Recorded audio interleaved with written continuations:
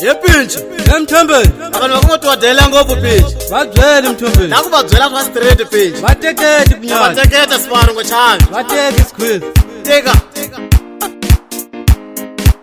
Mr. Kasitu Channel, uportal ya Shinoftat.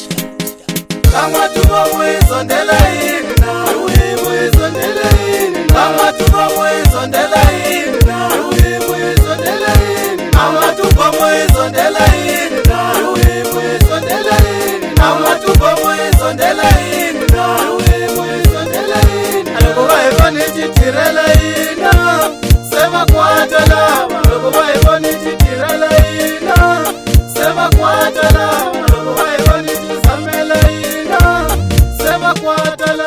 nikombela semu makamena nititirela swa mina nikombela semu makamena nititirela swa mina nikombela semu makamena nitiendlela swa mina semu makamena nititirela swa mina ndugu muni vona ntisamela nyana sema kwata mwena nitisamela nyana sema kwata mwena nititirela nyana Yepinchi, yemthombeni. Tapanzana phela. Tigaya Ayisiki bashoshe le. abafambi bathi gunyani madudula kakwabo. Mr. Kasitu Channel, uportal ya Shinoftat.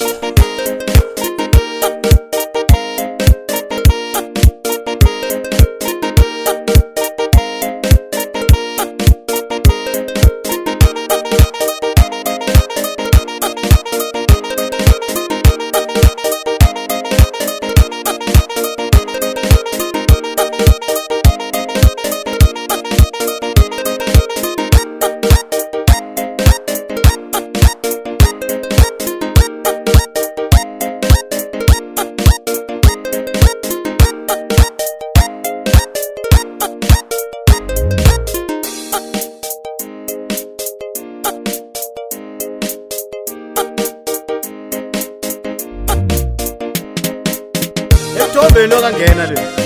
Yata dzwela ngoba kakwathiwa mtsika leswo kushayisa vanhu vakute ka tiko leri. Se hina vakuti ta tshama kwe.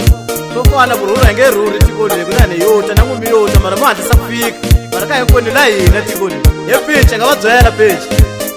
yangi mthombeni nikuswikandla mina Pinchi amakala ibala kumthombeni na mina yafakazela mudzika mwana mwana ola ka n'watuva la leswi mi swi endlaka leswi hi leswi nga ta khine pfuxa matesawu ya makulu Kama tuko mwizondela hini na mwizondela hini. Kama tuko mwizondela hini na mwizondela hini. Kama tuko mwizondela hini na mwizondela hini. Kama tuko mwizondela hini na mwizondela hini. Aloko baifani chitirela hina sema kwatala. Aloko baifani chitirela hina sema kwatala. Aloko baifani chisamela hina sema kwatala. nikombela semu makamena Mr. Kasitu Channel, uportal ya Shinoftat.